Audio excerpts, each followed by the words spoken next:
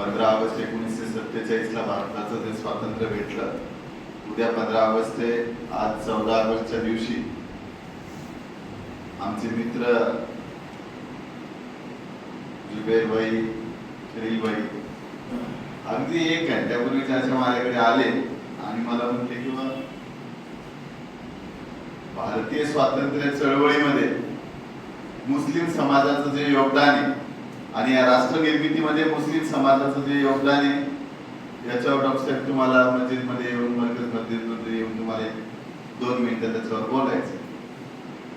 आणि तुम्हाला सगळ्यांना जसं माहिती आहे की जेव्हा जेव्हा मुस्लिम समाजाने बोलवलं तेव्हा आहे त्या अवस्थेत, आहे त्या परिस्थितीत समाजाच्या हाकेला ओ देऊन मी आलेलो. खऱ्या अर्थानं जेव्हा भाई आज माझ्याकडे आले तर मला हा विषय फार आवडला, कारण आजची मोबाईलची दुनिया आहे, सगळ्या गोष्टी आहेत आणि आजूबाजूला जर आपण बघायला गेलो तर काही लोकांनी हे राष्ट्र स्वतःची मक्तेदारी असल्यासारखं आणि राष्ट्रवाद म्हणजे राष्ट्रभक्ती फक्त आम्हीच करू शकतो आणि बाकीच्यांनी आणि खास करून मुस्लिम समुदायाबद्दल, मुस्लिम बांधवाबद्दल समाज मनामध्ये एक वेगळा ग्रह निर्माण करण्याचं काम गेल्या काही दिवसापासून आजूबाजूला आपण पाहतोय. आणि त्या पार्श्वभूमीवर जेव्हा आज मला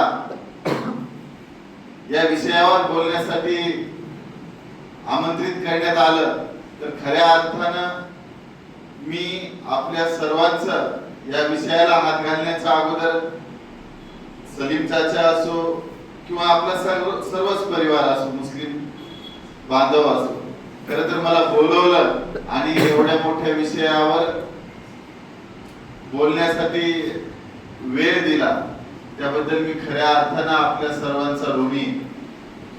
मित्रांनो, 15 ऑगस्ट 1947 ला भारत स्वतंत्र झाला, पण खऱ्या अर्थानं जर का भारतीय स्वातंत्र्य लढ्यात इथल्या 18 पगड जाती, धर्म, ये मिट्टी आपकी है, हमारी है, ये सबकी है और सबने इसके लिए खून बहाया है. लेकिन आज कुछ लोग ऐसा माहोल कर रहे, असं वातावरण करतात की फक्त आम्हीच काय याच्यासाठी रक्त सांडले, बाकीच्यांचं काही योगदान नाही. आणि खास करून भारतीय स्वातंत्र्याच्या या युद्धामध्ये खऱ्या अर्थानं मुस्लिम समाजाने जर कधी योगदान दिलं असेल तर याची लढाई सगळ्यात अगोदर 1757 ला सुरू झाली. आप लोगों ने सगळ्यांनी ऐकलं असेल की नवाब सिराजुद्दौला, बंगाल, प्लासीची लढाई, भारताच्या इतिहासामध्ये प्लासीच्या लढाईचं सर्वात मोठं योगदान आहे.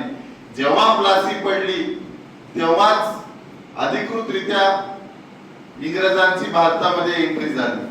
जोपर्यंत नवाब सिराजुद्दौला होते, मीर जाफरनी नंतर काय केलं हे ते सगळ्या गोष्टी झाल्या, तो इतिहास कदाचित तुम्हाला माहित असेल, इतक्या डिटेल जायची काही गरज नाही. पण 1757 ला जे 1947 ला भारताला स्वातंत्र्य भेटलं त्याची सुरुवात मुस्लिम समुदायाने 1757 ला केली होती की आमचं या मातीवर प्रेम आहे आणि इथला व्यापार, इथला करार आणि इथं आम्ही परकीयांना पाऊल ठेवू देणार नाही, याच्यासाठी सगळ्यात पहिली सुरुवात 1757 ला झाली. त्याच्यानंतर 100 वर्ष जवळजवळ भारत हा गुलामीमध्ये खितपत पडला. आणि तुम्हा आम्हाला सगळ्यांना माहिती आहे की 1857 ची लढाई आम्ही सगळ्यांना परिचयाची, कारण त्याच्यावर बऱ्याच अंशी पिक्चर निघाले, त्याच्यावर बऱ्याच अंशी आपण ऐकतो, बोलतो. 1857 च्या लढाईमध्ये तत्कालीन भारत, तत्कालीन हिंदुस्थान पूर्णपणे जर्जर झालेला होता. मुघल शासक त्यावेळेचे शेवटचे बहादूर शाह जफर एखादी लढाई लढायची म्हणलं, जसं आता मी आलो पाहिलं आपण की चाचा नेतृत्व करत होते की एखादा आपल्याला लागतं कोणीतरी बुजुर्ग नेता लागतो. तर तत्कालीन भारताच्या 1857 च्या लढ्यामध्ये सर्व राजांनी एकत्र येऊन, सर्व प्रदेशांनी एकत्र येऊन जर 1857 च्या लढाईचं नेतृत्व कोणाकडे सोपवलं असेल तर ते बहादूर शाह जफरांकडे सोपवलं होतं. आणि खऱ्या अर्थाने जर बहादूर शाह जफर आज आपले चाचा तरी धडधाकट आहेत, इतक्या अवस्थेमध्ये बहादूर शाह जफरांचं वय झालेलं होतं, सगळ्या गोष्टी झालेल्या होत्या, पण मातृभूमीवर असलेल्या प्रेमापोटी या चळवळीचं नेतृत्व बहादूर शाहांनी स्वीकारलं. आणि तुम्ही खरं तर हा कवी मनाचा राजा, कवी मनाचा बहादूर शाह आपल्या कवितेची एक रचनेतून या देशाप्रती प्रेम व्यक्त करताना बहादूर शाह म्हणतात की गाजियों में जब तक बू रहेगी ईमान की तब ते लंदन तक देख चलेगी हिंदुस्तान की.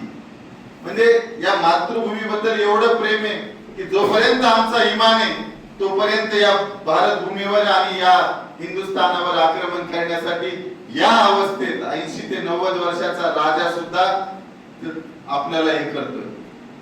आणि नंतर जेव्हा पाहिलं 1857च्या लढाईमध्ये अपयशाची कारण अनेक आहेत, पण इथला हिंदू जसे लढले तर हिंदूंच्या सोबत खांद्याला खांदा लावून मुस्लिमही लढले, त्याचे हे उदाहरण. आणि त्या 1857च्या लढाईचं नेतृत्व बहादूर शाह जफर या मुस्लिम राजाने शेवटच्या मुघल बादशहाने केलं. आणि हे योगदान आहे 1857च्या लढाईमध्ये आणि सगळ्या गोष्टीमध्ये. आणि नंतर लोकशाही आली, ईस्ट इंडिया कंपनीचं राज्य संपलं आणि आता ज्याला तुम्ही आम्ही काँग्रेस म्हणतो,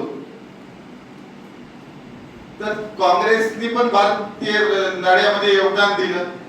पण तत्कालीन काँग्रेसचे मौलाना अब्दुल कलाम भारतीय राष्ट्रीय काँग्रेसचा सगळ्यात तरुण चेहरा, सगळ्यात पहिले अध्यक्ष मुस्लिम समुदायाचे, नंतर पुन्हा तिसरे अध्यक्ष तय्यबजी झाले.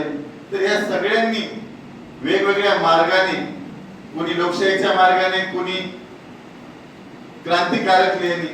आता क्रांतिकारकाचा जर विषय करायचा म्हणला तर भारतीय चळवळ जेव्हा 1857 पासून सुरू झाली तर 1947 पर्यंत तिला जसं योगदान है, जिसको बम की भाषा समझती, जिसको तलवार की भाषा समझती, बम, तलवार और कलम तीनों इसमें मुस्लिम समुदाय का योगदान है. मौलाना अब्दुल कलाम असू द्या, नंतरच्या काळात जर म्हणायचं तर काकोरी खान आपण पाहिलं 1925 ला तो झालं, तर बिस्मिल्ला खान आणि सगळे त्यांचे साथीदार त्यांनी सुद्धा या बम पिस्तूलची जी क्रांती होतीये तो त्या क्रांतीमध्ये, बम पिस्तूलच्या क्रांतीमध्ये भी त्यांनी भाग घेतला.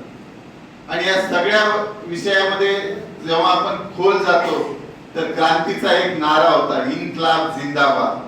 इन्क्लाब जिंदाबाद म्हणलं की तुम्हा आम्हाच्या अंगावर आजही शहारे येतात. हा जो इन्क्लाब जिंदाबादचा नारा भगत सिंगांनी जेव्हा पॉप्युलर केला, खऱ्या अर्थानं हा इन्क्लाब जिंदाबादचा नारा देणारा आणि हा इन्क्लाब जिंदाबादचा नारा तयार करणारी व्यक्ती सुद्धा तय्यबजी म्हणून मुस्लिम व्यक्तीच होती. कारण तुम्हा आम्हाला माहितीये की एखादी चळवळ चालवायची असेल, एखाद्या समुदायामध्ये वातावरण निर्मिती करायची असेल तर नारे, घोषवाक्य या सगळ्या गोष्टी लागतात. तर मुस्लिम समुदायानं भारतीय राष्ट्राच्या स्वातंत्र्य लढ्यामध्ये विविधतेने आपलं योगदान दिलं. आणि मग 15 ऑगस्ट 1947 चा दिवस उगवला. या देशाच्या राष्ट्रध्वजाची निर्मितीसाठीचं योगदान सुरू झालं. कोई अगर मुल्क होगा तो उसका झंडा भी होगा, लेकिन उसकी डिजाइन कैसे होना. मग ध्वज समिती नेमण्यात आली.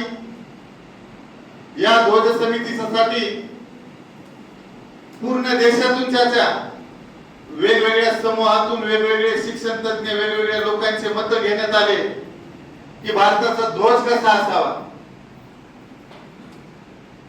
आणि तत्कालीन वेगवेगळ्या लोकांनी आपापल्या बुद्धीने, आपापल्या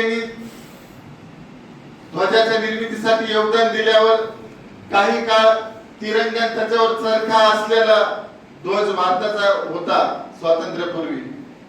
हा फायनल करावा का तो फायनल करावा चर्चा चालत असताना बद्रुद्दीन आणि सुरैया या कुटुंबानं आजचा जो झेंडा आहे याचं डिझाईन फायनल करण्यामध्ये सर्वात मोठं योगदान दिलं. तुम्ही भारताच्या झेंड्याला हात कुणी कुणी लावून पाहिला, हात वर करावं. तिरंग्याला हात कुणी कुणी लावून पाहिला. त्याचा टेक्स्चर, त्याचा पोत कसा असावा, त्याच्यावर जे आज अशोक चक्र आहे ते किती ठिकाणी असावं, कसं असावं, याचं पूर्ण डिझाईन जो आजचा तिरंगा आपल्याला दिसतो, या तिरंग्याचं आजचं स्वरूप हे मुस्लिम समुदायाच्या एका व्यक्तीने डिझाईन केलेलं आहे. हे किती लोकांना माहित होतं? माहित होतं? बरे, एक दोन हात वर झाले. किंवा या राष्ट्रामध्ये आपलं काय योगदान आहे, आमचं काय योगदान आहे, आमच्या समुदायाचं काय योगदान आहे, हे तुम्हा आम्हाला आणि येणाऱ्या पिढ्यांना कळलं पाहिजे. कुणीतरी असा आयरा गैरा येईल, चलो खाली करो घर, तुम्हारा नहीं है हमारा नहीं है, ऐसा नहीं चलेगा. बाप दादाओं से हमने भी इसके लिए खून बहाया है, हमने भी पसीना बहाया है, ये आने वाले अपने कौम को पता चले, इसलिए आज 15 अगस्त के पार्श्वभूमी पे मेरे को बुलाया और मौका दिया. आणि खऱ्या अर्थानं या ज्या गोष्टी आहेत, राष्ट्राच्या निर्मितीमध्ये मुस्लिम समुदायाचं असलेलं योगदान, एवढ्या सगळ्या गोष्टी झाल्याच्या नंतर जेव्हा 15 ऑगस्ट 1947 ची सकाळ उगवली आणि तत्कालीन पंतप्रधान नेहरू यांच्या गाडीवर आणि यांच्या सगळ्या याच्यावर जे डिझाईन केलेलं हे सगळं होतं, ते सगळं डिझाईन मुस्लिम समुदायांनीच केलेलं होतं. आणि तेव्हापासून ते आजपर्यंत, आज आपण 2026 मध्ये जगतो, उद्याचा 15 ऑगस्ट हा 2026 चा 15 ऑगस्ट राहणार आहे. ठीक आहे, माझा आजचा विषय होता की स्वातंत्र्याच्या लढाईमध्ये तर 1757 ते 1947 पर्यंत वेगवेगळ्या तऱ्हेने, आणि मला जी वेळेची मर्यादा घालून दिलेली आहे, 15 ते 20 मिनिटांमध्ये मला जसं वाटेल त्या पद्धतीने मी या विषयावर प्रकाश टाकण्याचा प्रयत्न केला. आणि खऱ्या अर्थानं 1947 ते 2026 च्या काळामध्ये सुद्धा एपीजे अब्दुल कलाम असो किंवा वेगवेगळे एकाचं नाव घेऊन पण अनेक क्षेत्रात, नंतरच्या लढाईमध्ये अब्दुल हमीद सारखे योद्धे असो, या मातीवर जेवढा सगळ्यांचा अधिकार आहे तेवढाच मुस्लिम समुदायांचा पण आहे. आणि सगळ्यांनी जसं या मातीच्या जडणघडणीसाठी आणि या राष्ट्र निर्मितीसाठी सगळ्यांनी जसं योगदान दिलंय, तसं मुस्लिम समुदायानेही योगदान दिलंय. आणि या मातीवर तुम्हा आम्हा सर्वांचा समान हक्क आहे. आणि ही समतेची लढाई आहे. आणि या समतेच्या लढाईमध्ये जेव्हा जेव्हा मुस्लिम समुदायाने मला हाक दिली तेव्हा मी आलो आणि आपण मला बोलवलं. माझं म्हणणं सगळ्यांनी शांत चित्ताने ऐकून घेतलं. उद्या 15 ऑगस्ट जसे सगळे आपण जमा होतो तसं सगळ्या आबालवृद्धांनी, आमचे चाचा तर पहिल्यापासूनच असतात, सकाळीच उठते आणि सगळ्या याच्यात, तर आपण उद्या राष्ट्रध्वजाला, तिरंग्याला सलामी देण्यासाठी 15 ऑगस्टला नगरपंचायत पुढे आपण सगळ्यांनी जमा होऊया. आणि या राष्ट्राच्या आणि या शहराच्या, तुमच्या आमच्या परिसराच्या, राष्ट्र म्हणजे काय, तुमचा आजूबाजूचा परिसरच आहे, तर आपण आपल्या परीने योगदान देऊया. आणि जसे आतापर्यंत 1757 पासून मुस्लिम समुदायाने या देशाला बळकट करण्यासाठी योगदान दिलं, आगामी काळामध्येही तुमच्या सहकार्याची गरज लागणारे गल्ली, शहर आणि हे राष्ट्र तुमच्याशिवाय अधुरं आहे, तुमच्याशिवाय इथलं सगळं अपूर्ण आहे. आणि म्हणून मुस्लिम समुदाय या राष्ट्राच्या निर्मितीमधला अविभाज्य घटक आहे. आपण असं वेगळं काही न मानता तुम्हा आम्हाला सोबत काम करून हे राष्ट्र अजून प्रगती पथावर न्यायचंय. एवढं बोलतो, माझे 2 शब्द थांबवतो. जय हिंद, जय महाराष्ट्र.